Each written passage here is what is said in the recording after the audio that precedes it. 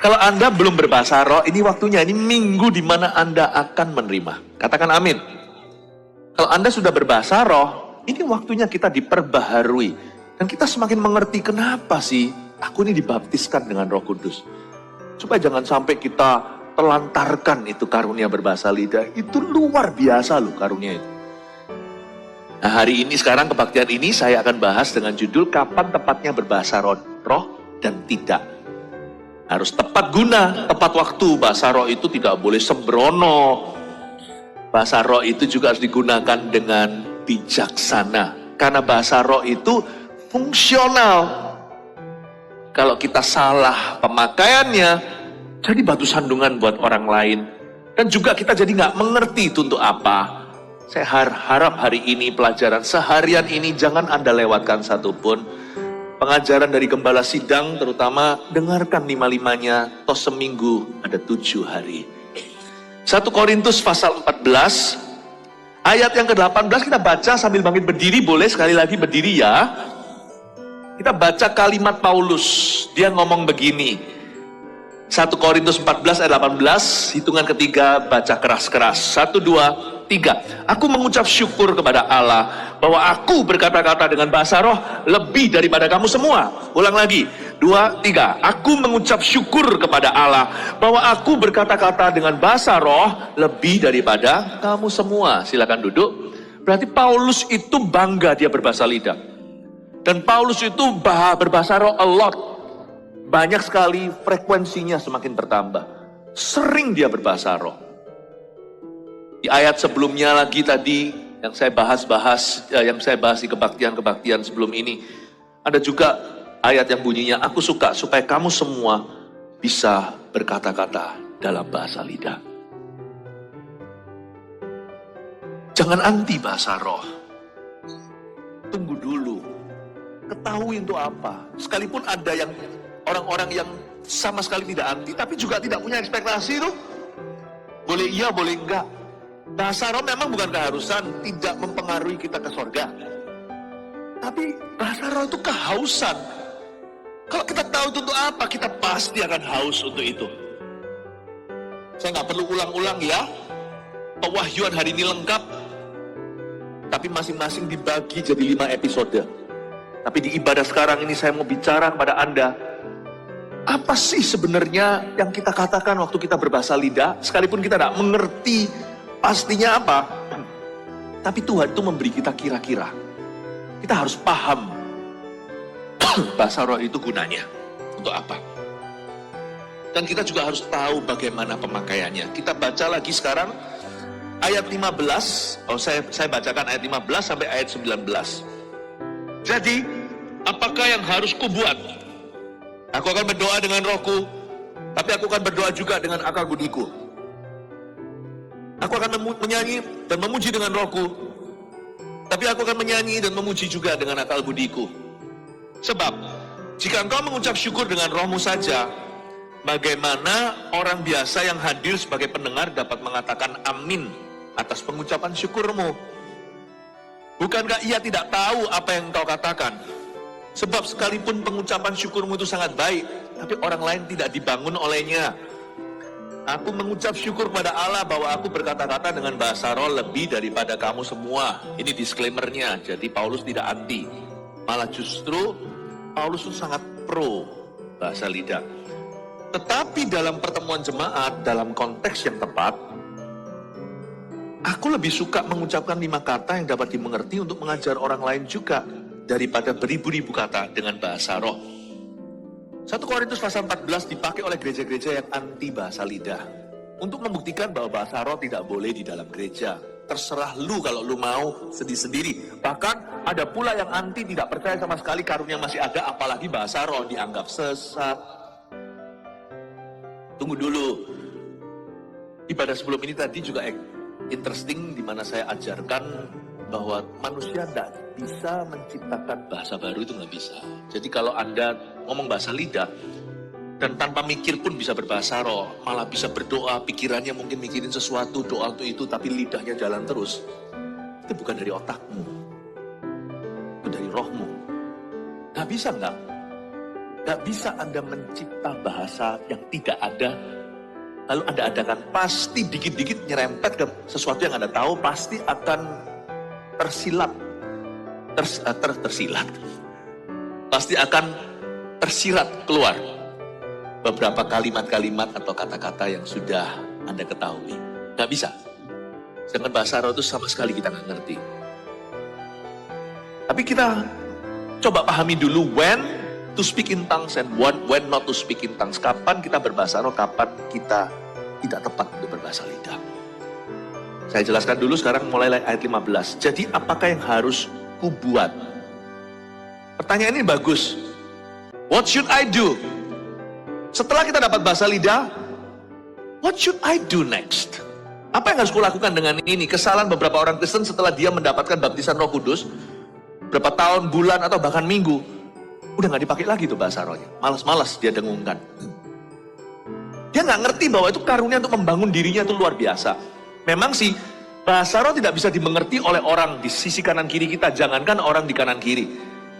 Bahkan yang gak mengerti itu kita sendiri. Kita juga gak memahami kita ini ngomong apa toh ya. Karena kebaktian 1 tadi judulnya, kepada siapa bahasa roh kita berbicara? Jawabannya singkat saja, kepada Tuhan. Lebih tepatnya, dari Allah Tritunggal itu kepada Allah Bapa. You speaking to God. Ya lumrahlah, gak usah mengerti gak apa-apa. Jadi apa yang harus kubuat? Banyak orang tidak memahami setelah dia mendapat bahasa lidah itu untuk apa. Lalu dia udah malas lagi mendengungkannya. Padahal itu karunia berguna. Itu adalah jalur privatmu dengan Bapa. Anda bisa curhat melampaui logika. Melampaui pikiran manusia. Mendoakan perkara-perkara yang rahasia. Bahasa lidah dikasih ke lidah seseorang atau lidah bibirnya, lalu tidak digunakan. Buat apa seorang polisi atau tentara membela negara dikasih tembak senapan dan peluru tapi tidak digunakan, dimasukkan dalam lemari? Roh Kudus itu bukanlah Roh Kudus itu bukanlah bahasa roh. Bahasa roh itu dari Roh Kudus, paham ya? Tapi Roh Kudus ketika datang dalam hidup seseorang, memenuhi orang itu, saat Pentakosta 2000 tahun lalu, dia memberi kita juga a spiritual gift, sebuah karunia rohani. Kita bisa berbahasa lidah, bisa berbahasa roh, mengucapkan hal-hal rahasia. Nah itu luar biasa untuk membangun kita. Jadi Paulus di sini memulai dengan satu kalimat yang merupakan pertanyaan. Jadi apakah yang harus kubuat? What should I do?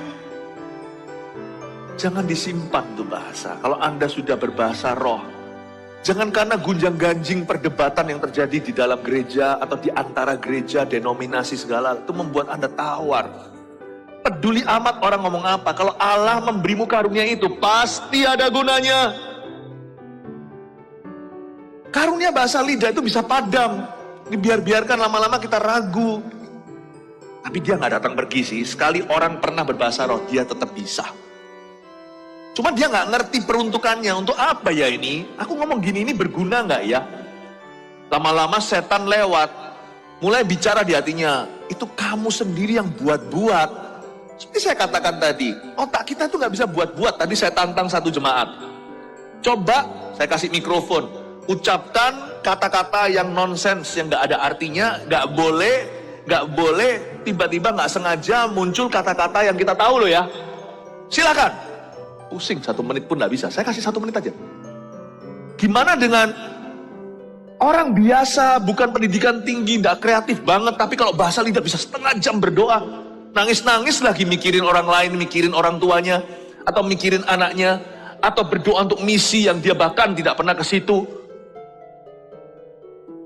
Itu bukan dari otakmu.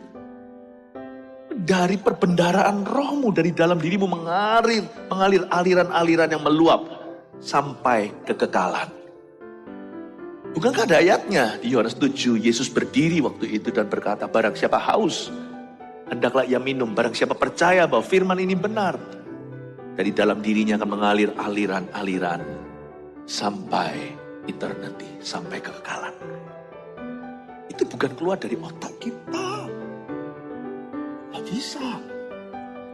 Karena itu jangan ragu nanti kalau kita tumpang tangan, nanti waktu Anda maju yang belum berbahasa lidah ditumpangi tangan, kalau tiba-tiba mulut Anda bergetar, jangan biarkan logika Anda melawan. Bukan berarti kalau orang penuh Roh Kudus nggak pakai otak, bukan. Tetapi ada batasnya otak pikiran kita. Kalau kita berdoa hanya dengan akal budi saja, doa kita ya itu-itu aja. Kita bisa doakan rencana kita. Tapi kita nggak bisa doakan rencana Bapa, karena rencana aku lebih tinggi dari rencanamu. Yang kita bisa tahu adalah rencana sendiri. Yang kita nggak mungkin duga adalah rencana Bapa. Bahasa akal budi, bahasa Indonesia misalnya, waktu kita berdoa itu kita bisa serahkan rencana kita ke kaki Tuhan. Tuhan, biar kehendakmu jadi. Atau Tuhan, tolong restui. Immanuel, Allah beserta. Kita bisa tengking setan yang kita sadari yang mungkin sedang melawan kita. Tapi orang yang berbahasa roh mengucapkan hal-hal rahasia. Dia mendoakan dari sisi divisi rencana Bapa yang lebih tinggi dari rencana yang sudah kita presentasikan ke Tuhan dalam doa. Nah, bagian itulah mengucapkan hal-hal rahasia. Saya nggak mungkin bisa doa untuk masa depan saya kecuali hal-hal yang saya bisa prediksi. Tapi siapa di sini agree, setuju dengan saya? Hidup itu sebagian besar porsi hidup itu tidak bisa kita duga hari ini. Kalau enggak kan manusia sombong, tahu masa depannya. Gimana doakan untuk masa depan? Jangankan masa depan orang, masa depan diri sendiri aja nggak mampu. Gimana doakan hal-hal yang rahasia dalam diri orang? How should I pray for you? Kalau Anda doakan saya, tidak punya, bahkan kalau orang yang paling dekat sama saya pun tinggal serumah, keluarga misalnya, doakan saya. Mungkin 20 menit kehabisan kosakata. Tapi saya bisa doakan orang yang saya kasih berjam-jam. Karena Roh Kuduslah yang berdoa melalui saya. Pakai suara saya dan lidah saya, tapi Dia yang menggetarkannya. Tapi bahasa roh itu bukanlah kesurupan. Loh, kita nggak bisa berhenti. Memang mungkin waktu kita mengalami baptisan Roh Kudus pertama kali itu begitu strongnya arus deras. Waktu kita kepenuhan pun kita merasa seperti overwhelming, seperti begitu besar. Sampai-sampai kita itu bergetar. Tapi kalau dihentikan ya bisa. Kalau saya mau pakai lagi sekarang saya juga bisa. Karena sekalipun Roh Kudus sumbernya, kuncinya di lidah saya. Saya kalau sekarang mau bahasa lidah bisa, tapi buat apa saya khotbah lebih baik pakai bahasa Indonesia, lebih dimengerti kalau saya bahasa roh. Saya ngomong ke Tuhan, bukan ngomong ke jemaat. Anda nggak akan dapat apa-apa. Tapi kalau saya berbahasa lidah, saya ngomong ke Tuhan. Makanya saya nggak pakai. Sekarang saya pakai bahasa Indonesia untuk mengajar. Tapi kalau saya mau, sekarang langsung berbahasa roh, saya switch langsung bisa. Nah sekarang pertanyaannya, apa yang kita katakan waktu kita berbahasa lidah? Kan kita mau tahu nih. Coba lihat ya, jadi apakah yang harus kubuat? Ayat 15, Paulus berkata, aku akan berdoa dengan rohku. Tetapi aku akan berdoa juga dengan akal budiku. Aku akan menyanyi dan memuji dengan rohku. Tetapi aku akan menyanyi dan memuji juga dengan akal budiku. Ada prayer in the spirit, ada worship in the spirit. Ada doa dalam roh, ada menyembah atau memuji di dalam roh. Bedanya apa doa dalam roh dan memuji dalam roh? Bedanya satunya pakai melodi, bahkan diiringi musik seringkali. Apa bedanya sih? Berdoa dalam roh dan doa dalam akal budi. Kalau kita itu berdoa dengan bahasa Indonesia atau bahasa apapun, mungkin bisa bicara bahasa Manado, bisa bicara bahasa Sunda, atau mungkin bahasa Mandarin, bahasa Inggris. Kalau Anda berdoa dengan bahasa yang Anda tahu atau kenal, itu akal budimu yang berdoa. Perlu enggak kita berdoa dengan akal budi? Perlu. Itu adalah disiplin rohani. Tanggung jawab kita. Setelah kita berdoa, jadi kita tahu hal itu sudah kita doakan. Dan kita punya perjanjian dengan Tuhan, meskipun nggak tahu nanti jawabannya gimana, kita tahu bahwa itu sudah diserahkan. Dan seringkali kalau kita berdoa dengan akal budi kita pun akan download sesuatu. Nggak pernah kita itu upload doa, kita nggak download apa-apa. Pasti orang yang berdoa dapat rema. Jadi ada pegangan gitu. Doa dalam nama Yesus dengan bahasa yang dikenal, bahasa yang diketahui. Doa di dalam nama Yesus dengan akal budi adalah tanggung jawab kita. kita harus mendoakan apa yang kita sadari. Tetapi doa dalam roh adalah mendoakan hal-hal yang kita belum ketahui. Mendoakan apa yang kita sadari itu adalah tanggung jawab you and me. Tapi mendoakan apa yang kita tidak sadari hari ini, yang tidak mungkin manusia bisa ketahui, adalah tanggung jawab Roh Kudus di dalam dirimu bermitra dengan rohmu. Roma 8, dan roh itu bersaksi bersama-sama dengan roh kita. Ada dua roh sini, R huruf besar dan R huruf kecil. Makanya bahasa roh itu adalah karunia Roh Kudus. Tapi di dalam surat Paulus bahasa roh ditulis dengan R huruf kecil. Bahasa rohmu dan rohku. Roh kita tuh dihidupkan. Dikasih suatu jalur komunikasi yang privat dengan Tuhan. Yang bahkan memotong singkat logika kita. Untung loh 10 tahun lalu saya nggak tahu semua yang saya doakan. Kalau saya tahu semua, setelah doa saya ketakutan. Ternyata 3 tahun lalu terjadi pandemi gitu, goncangan, atau mungkin kalau saya dikhianati sama siapa. Nanti kan saya jadi orang yang was-was selama 10 tahunan. Tapi Tuhan sudah siapkan roh saya bangun roh saya. Waktu kita berbahasa roh, manusia roh kita dibangun untuk sesuatu yang kita dibikin ready for it, dibikin siap untuk itu, padahal kita nggak tahu. Hebatnya di situ bahasa roh. Bahasa roh itu memberi kita solusi sebelum problemanya datang mengetuk pintu, mungkin 7 tahun yang akan datang, bukan sekarang. Powerful. Bahasa roh juga membuat kita jadi perasaan deja vu atau di mana ya aku pernah ketemu dengan kamu. Bisa ada suatu klub sama orang. Kayaknya pernah ketemu orang ini di mana, padahal nggak pernah sama sekali sejak Adam dan Hawa. Tapi kita ketemunya dalam bahasa lidah. Oh ajaib. Tuntunan Allah. Bahasa roh ini sangat berguna, sangat fungsional. Sayang ya, ditaruh di lemari gitu aja, digantungkan. Lama-lama usang. Dia tetap ada di situ, tapi nggak pernah dipakai, nggak pernah diasah. Padahal ini adalah teknologi supranatural dari Tuhan. Di mulut kita. Di dalam roh kita.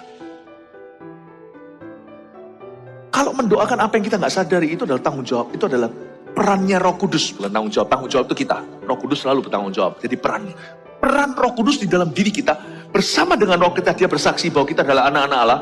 Dan barang siapa dituntun oleh roh Allah, Roma 8 katakan, dia adalah anak Allah. Anak Tuhan. Dan roh itu mengajari kita berdoa ketika kita tidak tahu berdoanya. Ketika kita tidak tahu bagaimana harus berdoa, dia membantu kita dalam kelemahan kita. Kata kelemahan itu bukan kelemahan daging, kelemahan apa. Kelemahan berdoa. When we do not know how to pray. Bukan karena kita tidak tahu bagaimana berdoa. Kita tidak tahu bagaimana tepatnya mendoakan hal ini. Dia membantu kita dengan keluhan yang tak terucapkan. Dan Bapa itu dan Allah yang mengerti apa yang roh itu katakan. Bayangin. Roh Kudus lewat kita. Berdoa tapi lewat lidah bibir kita. Kalau kita nggak berdoa, kalau kita sudah berbahasa roh, tapi kita nggak pernah pakai, Roh Kudus nggak akan paksa. Karena dia bukan roh kesurupan. Roh Kudus itu kepenuhan, bukan kesurupan. Semakin kita berbahasa roh, semakin kita penuh dengan Roh Kudus. Makanya Paulus berkata, aku lebih sering berbahasa roh dari kalian semua. Luar biasa kata-katanya orang ini. Ini ayat tidak boleh dipakai, pasal 14, untuk menentang bahasa lidah. Tetapi untuk menaruhnya di posisi peran yang tepat dalam kehidupan orang percaya secara individu, maupun kehidupan gereja secara korporat. Kapan untuk berbahasa roh, kapan untuk tidak berbahasa roh. Yang pasti, berbahasa roh lah.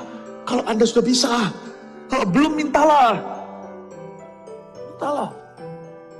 Karena ini bisa memberi kita kemampuan untuk berdoa dengan keluhan tak terucapkan. Keluhan tak terucapkan itu bukanlah keluh kesah. Keluhan tak terucapkan adalah sesuatu yang tidak bisa kita perkatakan. Tapi heart to heart dengan Tuhan. Ini dahsyat.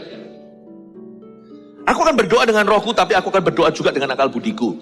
Aku akan menyanyi dan memuji dengan rohku, tapi aku juga akan menyanyi dan memuji dengan akal budiku. Saya masih ingat kok pada saat saya itu awal-awal kenal Tuhan itu ya, saya dapat bahasa lidah. Wah senangnya, tapi saya nggak langsung. Saya minta cukup lama, 3 tahun tepatnya, kurang lebih segitu. 92 sampai 95-an lah. Saya sungguh-sungguh mengalami baptisan Roh Kudus itu di tahun-tahun itu. Wah, waktu saya dapat ya, waduh, luar biasa senangnya di antara tahun-tahun itu. Dan anehnya, saya kalau memuji menyembah Tuhan itu, saya bukan orang yang cengeng. Tapi saya sering menangis. Tetapi saya mengalami klimaks waktu menyembah secara pribadi itu, waktu saya mulai bermazmur. Waktu saya mulai bermazmur dengan gitar asal-asalan, atau nggak pakai musik sekalian, saya, kenapa ya, saya nyanyi lagu misalnya, saya nyanyi 3-4 lagu dalam sekali saya saat teduh secara pribadi, 3 lagu. Dengan kuncinya kadang-kadang salah, cuman saya tahu cuman G, C, D gitu aja. Tapi saya nyanyi nyembah Tuhan. Banyak-banyak waktu itu lagunya Pak Robert, Bu Lea, lagunya Insinyur Niko, lagunya Pak Williar. Itu kan zaman-zaman dulu itu lagu-lagu itu, gereja karismatik.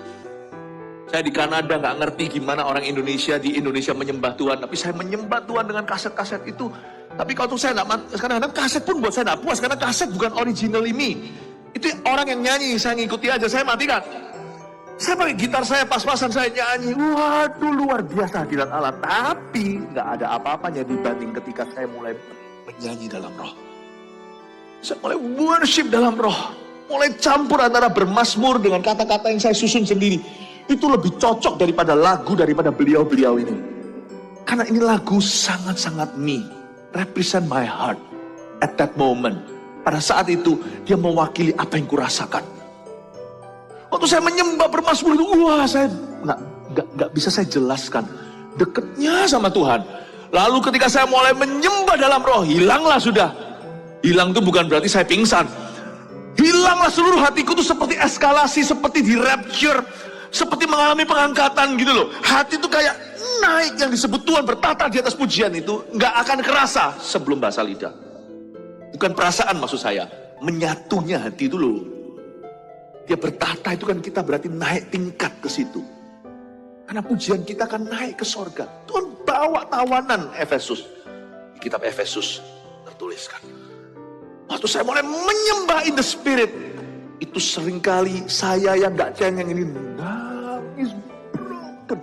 Disitulah daging saya terus dikuburkan oleh Tuhan. Perubahan hidup saya paling dahsyat itu waktu saya menyanyi dan memuji dalam roh. Disitulah perkara supranatural mulai terjadi di hidupku. Saya nggak bisa jelaskan.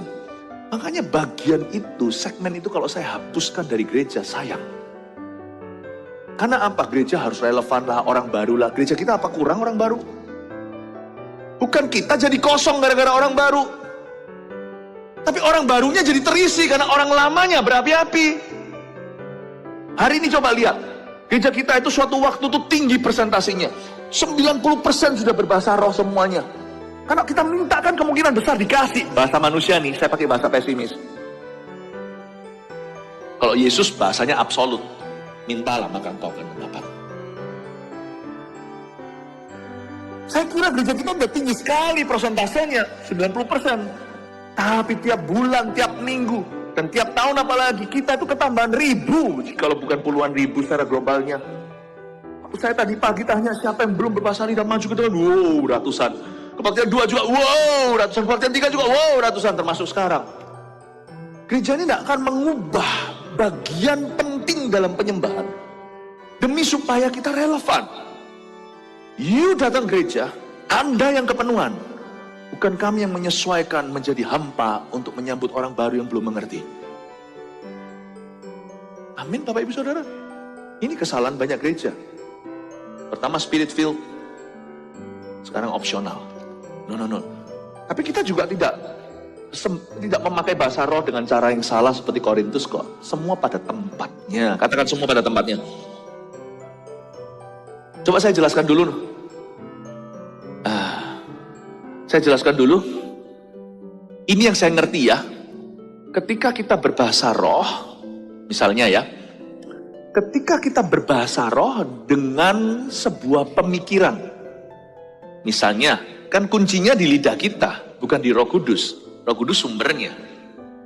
Roh Kudus sih berdoa melalui kita. Jadi itu sebenarnya roh Allah dengan R huruf besar. Tapi waktu bahasa roh ditulis di Korintus, R-nya huruf kecil. Karena seperti ada kerjasama. Seperti ada kemitraan. Bahasa roh itu tempat kita partnering dengan the Holy Spirit. Di dalam embrio atau di dalam titik terkecil, unit terkecil yaitu personal devotion. Atau saat-saat pribadi.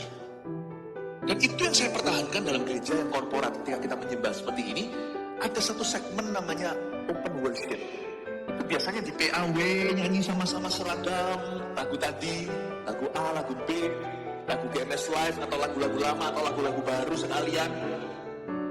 Kita nyanyi bersama-sama, aransemennya pun sama, dibikin yang diperbarui kalau lagu lama, yang baru kita belajar lagi. Wah, kita nyembah satu titik open worship. Pas open worship itulah kita merayakan individu. Meskipun kita datang bersama-sama secara korporat, setiap orang keluar dari gereja ini harus bertumbuh secara pribadi dalam Tuhan. Makanya kita perhatikan sampai when to worship in the spirit. Kapan kita untuk menyembah dalam roh, itu kita pertahankan segmen itu namanya open worship. Ketika sang pemimpin pujian, seperti tadi Ezra Lewina, dia bisa memimpin semua lagu, tapi sampai menyanyi dalam roh atau menyembah di dalam roh, kita hanya bisa main di kuncinya. Thank you for your ministry. Yang main di kunci itu untuk memfasilitasi supaya jemaat itu tertib. Nyanyi dalam key. Ezra Lewina, pemimpin pujian ini, kebaktian ini, dia harus mundur selangkah, bukan secara fisik, tapi secara roh. Dia berubah dari worship leader menjadi worship fasilitator. Leadernya Roh Kudus sendiri. Dia mundur setiap orang bicara klimaks ke Tuhannya. Meskipun berdiri bersama dengan saudara seiman di kiri kanan. Dia mundur selangkah secara roh. Dia pun menjadi seorang personal worshiper. Tapi semua dalam kunci dan dia kasih instruksi kira-kira, makanya seorang worship leader harus peta. Ini sudah selesai, lanjut. Karena isi PAW kita nggak sepenuhnya bahasa lidah. Bahasa roh itu minoritas dalam PAW kita. Tapi cabai rawit sekalipun kecil itu penting sekali. Coba lihat randalnya gereja kita. Bahasa roh itu menempati worship dan menempati doa.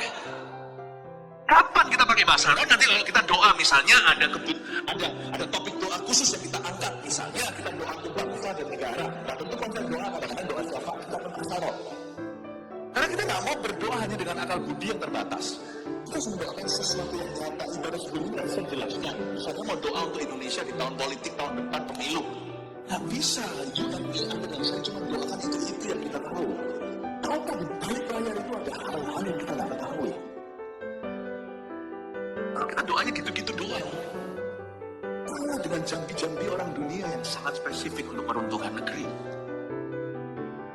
Tuhan kasih kita teknologi berdoa untuk meruntuhkan tanpa kita kenali. Berdoa untuk itu. Tahukah Anda, roh jahat setan itu bekerja dengan sangat teliti untuk meruntuhkan NKRI?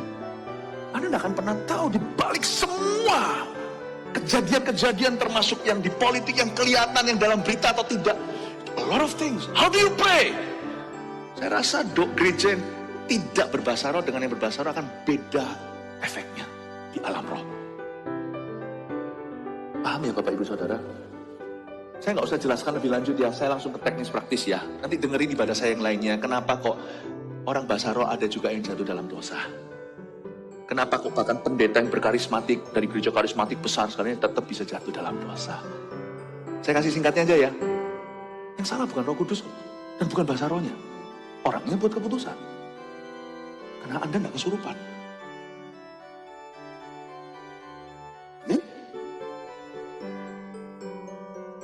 Jadi mari kita pahami apakah yang harus kubuat. Sekarang saya jelaskan. Saya kasih sebuah penerangan supaya Anda bisa mendapatkan pegangan. Dan saya bisa ngasih penerangan gini itu juga karena saya bahasa roh banyak, sungguh. Kalau nggak gitu dari mana saya ngeflow-nya? Kemana saya perginya? Tuhan terima kasih, saya nggak berani khotbah naik ke atas ini kalau saya nggak berbahasa roh. Nanti kan khotbah saya baca. Untuk bisa merasakan Anda, itu saya sudah rasakan Anda tadi di ruang doa saya. Jadi saya kira-kira tahu ibadah ini rasanya gimana. Oke, kembali lagi ke khotbahnya ya. Jadi, kalau kita itu berbahasa roh, misalnya ada satu set waktu secara pribadi, kita di ruang doa kita sebelum ke kantor atau kerja atau sekolah, kita berdoa berbahasa roh, kita sisihkan waktu berdoa syafaat. Ya, Roh Kudus akan bekerja dalam kurun waktu itu. Anda berdoa syafaat, jangan kasih waktu sisa. Kalau Anda berdoa dengan suatu pemikiran, misalkan aku mau doakan papa, aku mau doakan papa yang belum percaya, aku mau doakan mama yang sedang sakit, aku mau doakan saudaraku supaya ke gereja, aku mau doakan karirku. Kalau Anda mendoakan sesuatu dan memang Anda jujur, itu beban ada di hatimu. Roh itu tertib. Alkitab mengatakan Roh Kudus itu tertib. Dan disebutkan bahwa Roh Kudus itu menimbulkan yang namanya dalam bahasa Inggris sound mind. Sound mind itu artinya pikiran yang tertib. Jadi Roh Kudus itu bekerja sama dengan kita. Jadi kalau misalnya hati saya terbeban untuk orang tua, saya masuk ruang doa, secara pribadi berdoa untuk itu, lalu saya berbahasa lidah. Kira-kira lidah saya di balik itu, bahasa roh saya ngomong apa sih? Ngomong ke Tuhan sih. Tapi ngomong apa sebenarnya? Saya yakin Roh Kudus akan bekerja sama.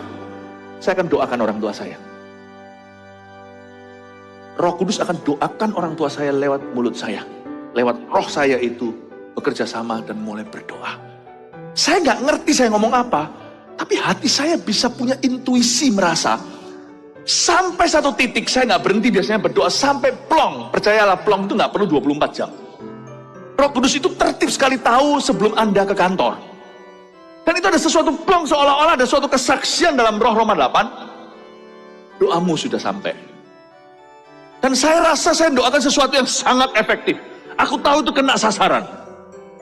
Apalagi ortu orang tua, aku nggak akan tahu masalah sesungguhnya. Aku mendoakan itu, hal-hal yang rahasia. Aneh. Loh, apakah setelah saya bahasa roh, saya pergi gitu aja? Enggak, saya biasanya pasti secara alami mengakhiri dengan doa akal budi. Tuhan terima kasih, aku tahu orang tuaku di tanganku, lalu dapat ayat lah, sebagainya.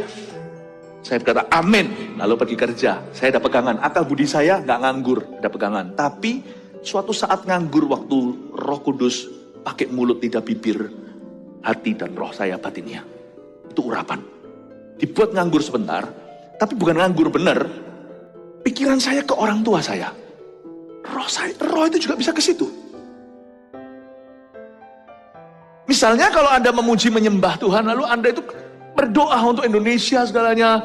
Bagi bangsa ini kami berdiri, lalu menyembah, masuk ke penyembahan dalam roh. Pasti nggak jauh-jauh dari topik Indonesia itu, di dalam rohmu itu, meskipun kita nggak tahu kita ngomong apa, sisi dinding Tuhan sebelah sana, pasti nggak jauh dari Indonesia. Pasti nggak jauh dari Indo. Entah kita mengagungkan Tuhan, mengeluhkan Tuhan atas bumi Indonesia, kita mengaku-ngakui bahwa dia raja, sebab di Kisah Para Rasul pasal 2 kan, ketika mereka pertama kali glosolalia, lalu habis itu bahasa roh mereka ke Tuhan, itu di sisi sebelah situ dibuka telinga, diselenting telinga orang-orang yang datang dari seluruh pelosok bumi. Orang-orang Yahudi itu bisa mendengar bahasa Yunani, Mesopotamia, bahasa yang lainnya juga, bahkan mungkin bahasa Irak, Iran di situ, bahasa Syria, bahasa Afrika, kan juga ada orang dari Arimatea di minggu-minggu Yesus disiksa. Dari sisi itu sebelum itu, atau mereka menyembah Tuhan itu kan mereka mendengar di bahasa lokal mereka. Rasul-rasul dan 120 murid ini semuanya memuliakan Allah, mengeluh-elukan Tuhan. Pasti nggak jauh-jauh mengeluhkan Tuhan atas Indonesia atau syafaat sekalian. Tapi jikalau kita nggak ada pikiran apa-apa pas nganggur, nah ini saya sering. Bukan karena saya itu suka melongo atau suka melamun, hati-hati, nggak usah melamun-lamun, nggak ada waktu. Setiap pagi saya bangun tidur tidak langsung bangkit dari tempat tidur saya. Saya 40 menit pasti komat kamit berbahasa lidah di ranjang saya. Gak usah keras-keras suaranya, suara cukup sepoi-sepoi bahasa, cukup pelan-pelan, tapi saya tahu saya berbahasa roh. 40 menit, percayalah, kadang-kadang hari sebelumnya berat tugas dan pekerjaan. Saya capek setengah mati, bangun tidur, langsung aku berbahasa lidah, tidak terus mandi. Saya berbahasa roh di atas ranjang saya, kadang-kadang ya, terus terang pengakuan dosa, kadang-kadang masih bisa terselip-selip mau tidur lagi. Saya baru sadar. Saya tahu itu pun Roh Kudus yang bangunkan, karena saya tiba-tiba sadar, ada perasaan tanggung jawab. Ternyata saya lihat jam saya. Pokoknya saya bangun tidur, itu pertama yang saya raba langsung jam saya. Saya taruh sini. Jam ini penting, ini hidupku. Aku gak mau buang waktu. Saya lihat langsung. Ternyata waktu saya sadar, kelewatan 5 menit. Nah kalau saya sebut 40 menit, kalau sampai kelewatan 10 menit saya tertidur lagi, itu saya tebus. Jadi hari itu saya bahasa roh 50 menit, karena di korting tidur tadi gak sengaja 10 menit di tengah-tengah. Nah pertanyaannya, apa yang saya ucapkan ketika saya itu nganggur pikiran, kayak bangun tidur gitu, percayalah kalau itu pukul 4, pukul 5, Anda bangun, Anda bahasa roh langsung. Anda gak mikir apa-apa, pikiranmu cuma satu, bobo, aku mau tidur. What am I saying? Apakah bahasa rohku sia-sia? Jikalau saya berbahasa lidah tanpa pikiran apa-apa. Satu hikmat yang Tuhan berikan, kembali ke Kisah Rasul 2. Pada waktu saya berbahasa roh, tanpa ada pikiran apa-apa. Seperti mereka yang tiba-tiba terkejut dapat glosolalia. Glosolalia itu bahasa Yunaninya untuk bahasa lidah. Bahasa Alkitab, bahasa Perjanjian Baru. Ketika dia dapat itu, mereka semua dari sisi sana mendengarkan bahwa 120 orang ini memuliakan Allah, mengeluh-elukan Allah. Saya yakin waktu saya ngantuk, bunyinya di sini sebagai bahasa roh. Tapi di sebelah sana bunyinya begini.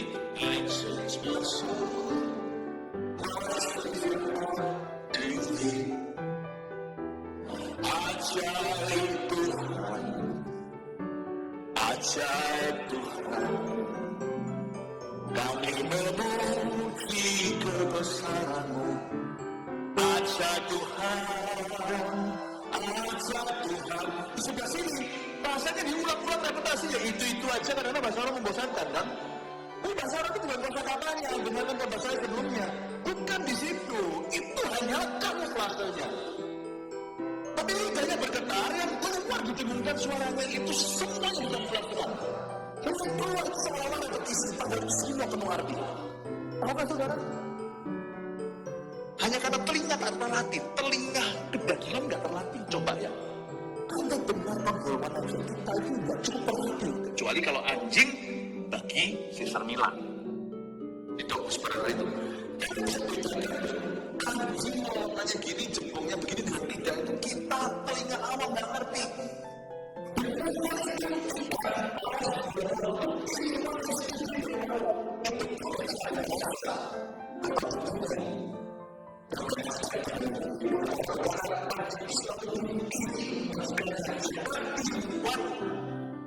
Menyelidikinya, tapi sungguhan atau tidak kan gak ada anjing yang berkata, betul itu.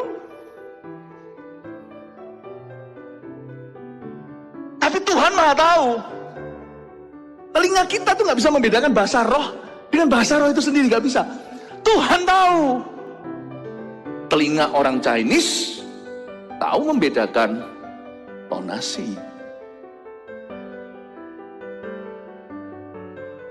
Ma. Beda, saudara. Makanya jangan panggil ibunya kuda. Mama, itu mama. Ma, itu kuda. Orang nggak paham, yang nggak paham. Setiap bahasa tuh ada uniknya. Bahasa Jawa, bahasa Sunda. Bahasa ini bagi kita yang nggak ngerti bahasa Sunda. Oh, naon cenah. Oh, apa namanya? Tenya hok.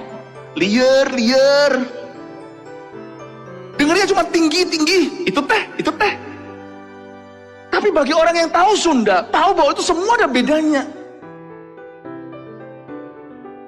Tuhan tuh Maha tahu. Jangan hakimi bahasa roh berdasarkan ketidakpengertian kita. Itu kamuflase yang keluar. Kode rahasia. Lidahnya bergetar. Lalu suaranya keluar. Kalau enggak bisu, suaranya keluarkan. Bersyukurlah kita bisa bicara. Orang bisu asal punya lidah, lidahnya bisa bergetar. Kalau dibaptiskan dalam Roh Kudus. Mungkin keluarnya tapi bahasa roh benar. Jangan kita kira bahasa roh itu sesungguhnya adalah bahasa. Yang utama itu bukan bahasa, roh. The Spirit of God. Komunikasi dengan Roh Kudus. Itu luar biasa. Kalau Anda tidak punya karunia ini, mesti minta. Dan kalau kita menyanyi dalam roh, menyanyi dengan akal budi, tahulah kita nyanyi lah, memuji. Tapi menyanyi dengan roh itu, memuji dengan roh itu apa gunanya? Beda lah. Seperti saya katakan tadi waktu saya awal-awal kenal Tuhan. Waktu saya mau menyanyi dengan roh, ini lagu ya. Makanya kenapa lagu-lagu saya itu nggak pernah muncul di GMS Live? Karena nggak enak didengarkan oleh saudara. Itu lagu paling enak didengar di telingaku sendiri. Karena waktu itu, itulah yang mewakili hati saya, apa yang kurasakan dalam Tuhan di momen itu, itulah hati worship saya. Menyanyi dalam roh itu, tak ada lagu di seluruh dunia diciptakan oleh gereja sendiri, diciptakan Don Moen, atau diciptakan sekarang yang tokoh-tokoh baru.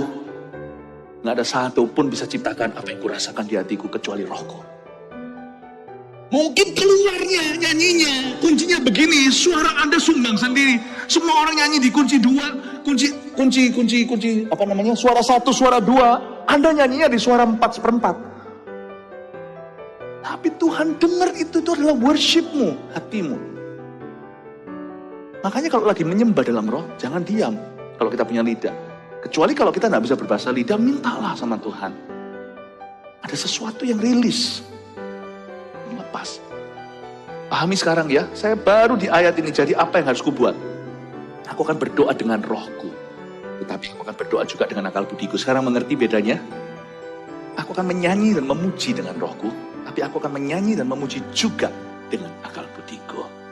Sebab jika engkau mengucap syukur dengan rohmu saja, bagaimana orang biasa yang hadir sebagai pendengar dapat mengatakan amin atas pengucapan syukurmu?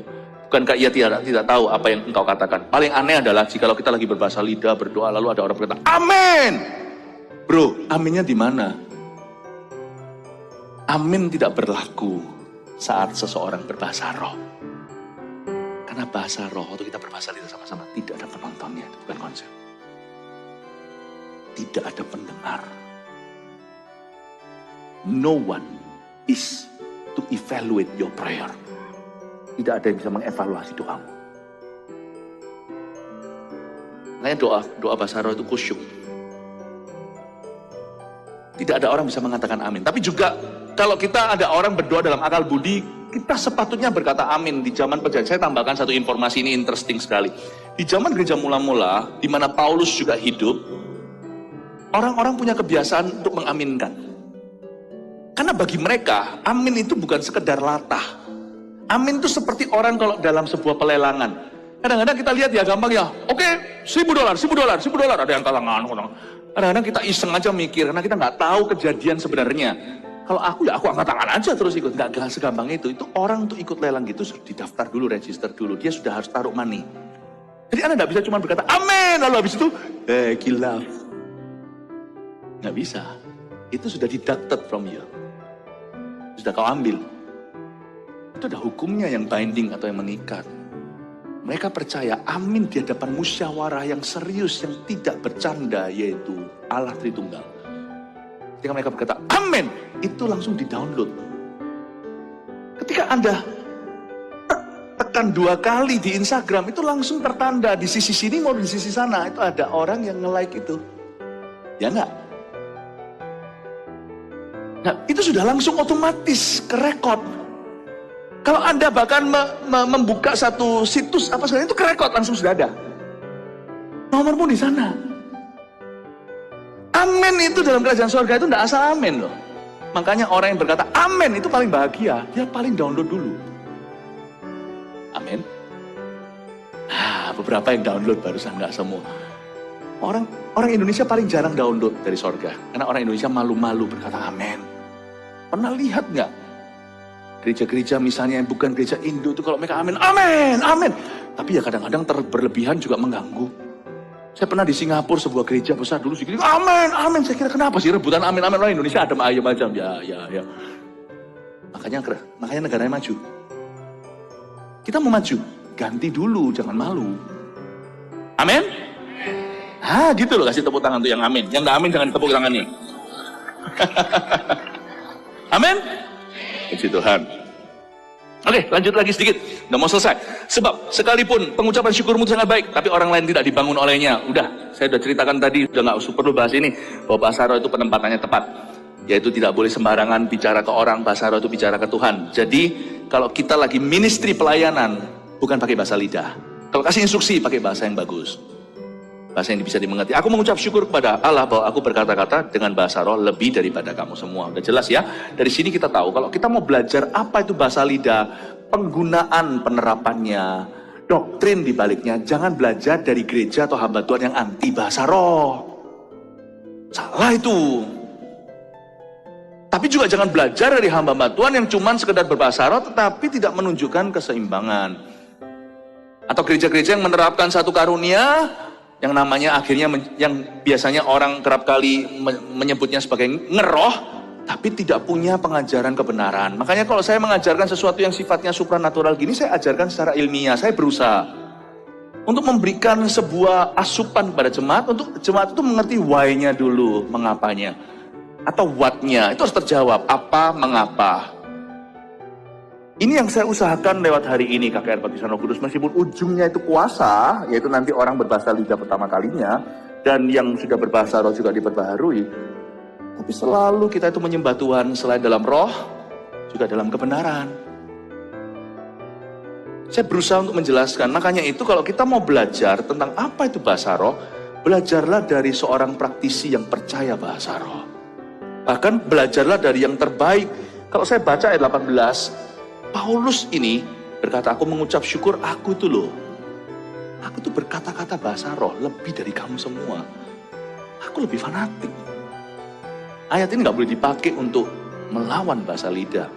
Tapi harus tahu konteksnya. Korintus tuh ngawur.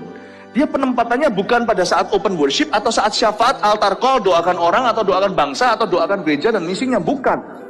Entah gimana saya gak mau spekulasi, tapi pokoknya Korintus itu abuse this gift, menyalahgunakannya. Tapi saya merasa gereja kita menggunakannya dengan pada tempatnya. Aku mengucap syukur. You have to learn from a practitioner, learn from a believer, orang yang percaya bahasa lidah. Learn from the best. Yang bukan cuma bahasa roh, pokoknya bahasa roh, tapi habis itu tidak ada fungsi tujuan, tidak dijelaskan mengapa atau penempatannya. Oh, saya rasa itu juga salah. Tapi jangan mendengarkan orang-orang yang anti tanpa bisa memberimu jawaban juga kenapa itu sesat. Why so sesat? Nanti saya jawab di ibadah berikutnya. Why sesat? Kalau bahasa Singapurnya gini, sesat meh? Is it really sesat? Sesat meh? Sungguh sesat ah? Nah, kita bahas nanti di ibadah selanjutnya. Supaya di sini kita semuanya tahu fungsinya apa dan kita unapologizing. Kita tidak usah minta maaf sama dunia. Kalau you tidak percaya bahasa lidah, nggak apa-apa. I love you tetap with the love of Christ. Mengasihimu dengan kasih Yesus. Kita tetap saudara, nggak pengaruh kok ke surganya. Pengaruh kuasa penginjilannya sih. Dalam kuasa doanya, ngaruh. Gak apa-apa. Oh haleluya, ada yang mau tepuk tangan itu ya? Itu amin juga loh menurut saya tepuk tangan itu ya. Ayat 19, tetapi dalam pertemuan jemaat, aku lebih suka mengucapkan 5 kata yang dapat dimengerti untuk mengajar orang lain juga, daripada beribu-ribu kata dengan bahasa roh. Tepat. Setiap ibadah ini gunakan, karena kita akhirnya hanya beratus-ratus bahasa roh kok. Kata-kata kita itu paling kosakata ratusan, nggak sampai ribuan. Jangan lewatkan. Karena di gereja kita, bahasa roh itu menempati tempat minoritas dalam ibadah kita. Coba lihat sebagian besar rundown kita. Khotbah ini bahasa Indonesia udah 1 jam sendiri. Altar call nanti, betul-betul di awal, di akhir, nanti bahasa lidahnya di tengah. Worship itu 3, 4, berapa lagu tadi? Kamu nyanyi berapa lagu tadi? 5 lagu, semua itu lagu, 5 itu nggak, ada 1 lagu yang nggak dicatat. Selalu ada di tengah open worshipnya. Dari 6 lagu itu 1 saja yang open worship. Jadi totalnya lagu yang diketahui cuma 5 yang sudah ditulis oleh manusia. Ayat 18-19 ini membuat gereja kita harus makin sungguh-sungguh lagi berbahasa lidah. Karena dalam pertemuan jemaat kita memang sudah ada 5 kata, ribuan kata yang bisa dimengerti. Dan hanya 5 kata bahasa lidah. Sampai gua mati, GMS tetap akan berbahasa roh. Tidak akan pernah nil di gereja. Amin, Bapak Ibu Saudara. Mengapa kita lakukan itu? Demi syafaat. Nah, saya ingin hidup Anda seperti Paulus. Aku suka supaya kamu semua, kata Paulus pada jemaatnya, Korintus ribuan orang, berbahasa lidah. Why? Aku merasakan gunanya, kata Paulus. Oh, saya merasakan gunanya juga. Tanpa karunia ini, bahasa lidah dalam hidup saya hari ini tidak bisa jadi karunia ke siapa-siapa. Tapi karena ini, manusia rohku dibangun setiap hari. Oh haleluya, ini giliran Anda memperolehnya. Jika diberkati, silakan membagikan untuk memberkati orang lain.